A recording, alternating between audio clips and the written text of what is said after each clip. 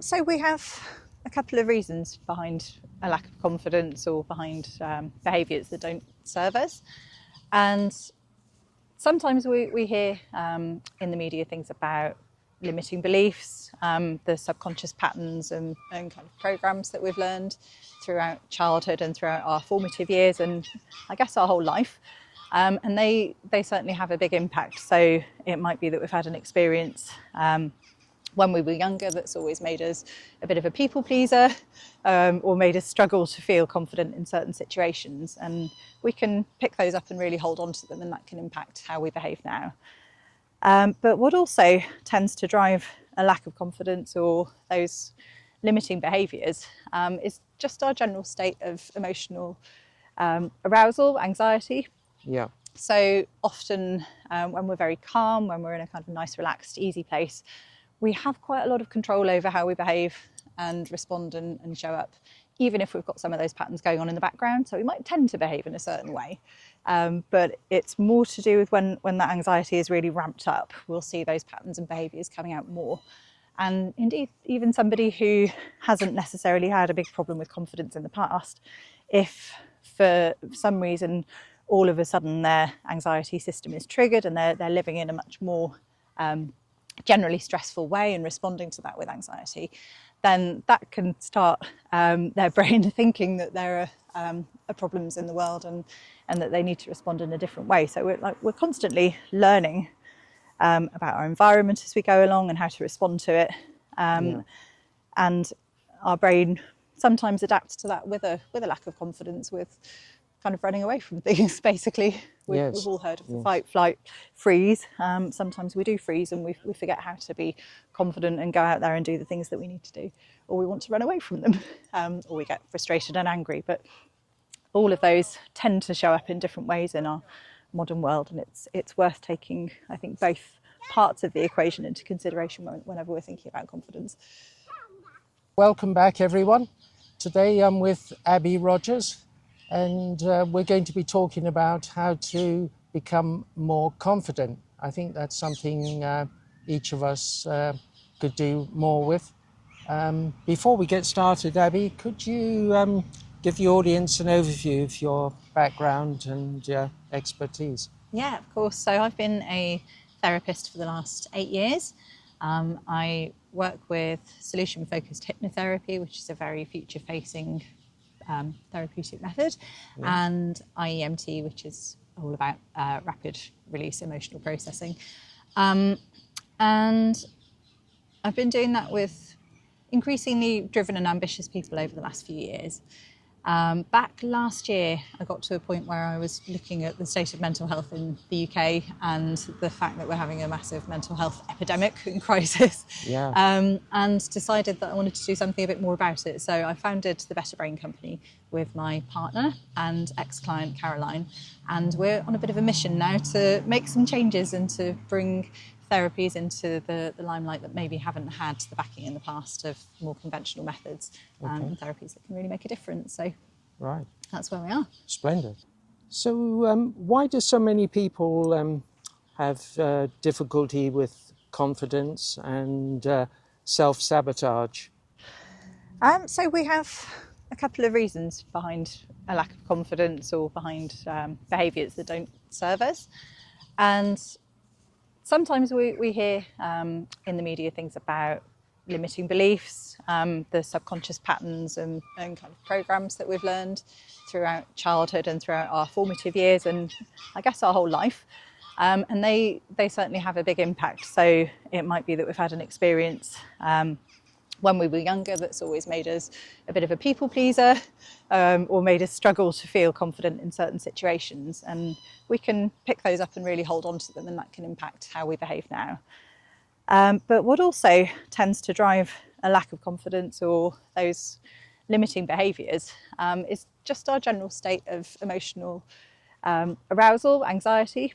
Yeah. So often when we're very calm, when we're in a kind of nice, relaxed, easy place, we have quite a lot of control over how we behave and respond and show up, even if we've got some of those patterns going on in the background. So we might tend to behave in a certain way, but it's more to do with when that anxiety is really ramped up, we'll see those patterns and behaviours coming out more. And indeed, even somebody who hasn't necessarily had a big problem with confidence in the past, if for some reason all of a sudden their anxiety system is triggered and they're living in a much more generally stressful way and responding to that with anxiety, then that can start their brain thinking that there are problems in the world and that they need to respond in a different way. So we're constantly learning about our environment as we go along and how to respond to it. And our brain sometimes adapts to that with a lack of confidence, with kind of running away from things, basically. We've all heard of the fight, flight, freeze. Sometimes we do freeze and we forget how to be confident and go out there and do the things that we need to do, or we want to run away from them, or we get frustrated and angry. But all of those tend to show up in different ways in our modern world, and it's worth taking, I think, both parts of the equation into consideration whenever we're thinking about confidence. Are there any behaviours that people can actually identify and stop doing, which might impede their confidence? Behaviours, I guess, yeah, to a degree. I think often it's the way we think about things that tends to drive our loop of lack of self-esteem and confidence. So our brain loves us to kind of keep repeating things over and over the same way, day in, day out. And I guess if we carry on thinking the same way, behaving the same way, we never learn to do things differently. So our brain is comfortable and confident within that zone, that comfort zone it often gets called.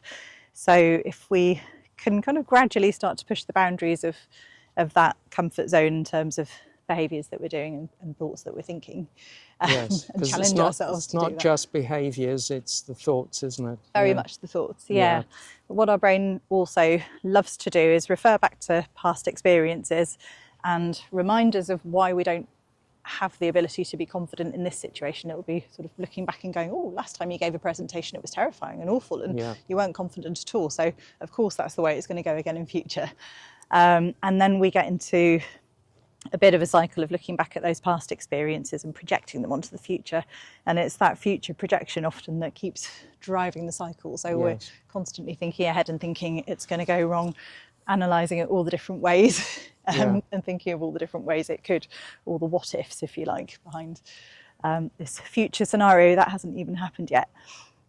And if we can spot that in our thinking and say to ourselves, hang on, is this actually how this is definitely going to go, or is this just my brain generating a bit of a negative future image of how this thing might be? We can effectively put the stop on that and say to ourselves, well, what if I decided to think about it in a more positive way? What if I imagined a good outcome, or I just reassured myself that some of those things are not likely to happen? And that can be a really good way of interrupting that cycle and just allowing our brain to step back and take stock and see that there is another possibility as well. Yes, because a lot of people do affirmations, and affirmations can be very powerful. Yes. They can, and I always think the key thing with affirmation statements or with anything that we're doing is getting emotional involvement going with it. Because if we're just saying something to ourselves and not really believing it, if we're just sort of parroting a statement and our subconscious brain's going, no, that's not really true at all, and we're having that thought process at the same time, then we're not really firmly buying into it. So with affirmations, we almost have to suspend disbelief and allow ourselves to imagine that things can be different, and mentally, as best we can, put ourselves in that future picture, and really feel the affirmation and really imagine what it would be like to be in that place. So in a way, using visualization, which we know is a really powerful technique. Lots of sports people use it. It's really well researched in psychology. So affirmations are wonderful, but you've got to have that emotional buy-in to it. And the more you can build yourself a concrete picture of things actually being that way, and just say to your brain, it's okay to pretend for a few moments. It's all right. I'm tricking myself in a way, but that's all right. It's a really positive thing. And actually allow yourself to feel the feelings that go with that affirmation, and kind of conjure up a bit of a visual image if you're able to do that. That can be really the most powerful way to do it. So, Okay, So, what about if someone is going through trauma? That can be a very powerful experience, and that sometimes affirmations aren't enough. no, no, no, indeed. Trauma is, in simple terms, I like to think of it as emotion getting stuck in our brain and not being processed fully. And trauma, I think, often goes beyond words. Yeah, It is very much a visceral thing. It's a feeling thing. yeah, It's about our whole body and brain responding to the experience that we've had. And it's a strange thing in that sometimes what we would think of as potentially very traumatic experiences don't necessarily have that impact if we've been able to emotionally process it and move through it and get ourselves to a place where we're able to kind of continue on the timeline and see that we're okay in yeah, present reality. Whereas sometimes we can pick up, even by watching somebody else's experience or hearing about their experience, we can be traumatized by that and yes, think, indeed, well, yeah, that's not happened to me, so why yeah, would that happen? exactly. But our brain can hold on to those things and just struggle to move past them. And often with trauma, we hear about things like PTSD, where it keeps replaying back to us that Yeah, thing that's happened in the past. And it's like our brain's trying to complete this loop and just getting stuck in the loop rather than being able to complete it and move forward. yeah, So that can really influence how we feel and think and behave and yeah, physically show up in the world, even though we're consciously thinking that's not how I want to be or that's not how I want to feel. Our conscious brain doesn't always have a huge amount of control over those yeah. kinds of deep emotional traumas. Yeah. You also do a range of workshops and one-to-one Yeah. Yeah. coaching or counselling. Yeah. Would you like to say something about what you do? Yeah. So I work with people mostly individually, one to one. I do quite a lot of work with those limiting patterns, those traumas, those past experiences, and often we're reacting in a way that we don't like in the present moment because of something that happened Yeah, to us way back when. So the work involved in processing those is very much something that you need to do one to one. Surprisingly, for a lot of people, it doesn't always involve talking about it a huge amount. yeah, So we often think of therapy or counselling as lots of talking, lots of analysing what's gone before, and really kind of digging into the weeds and yes, really finding the root cause that way.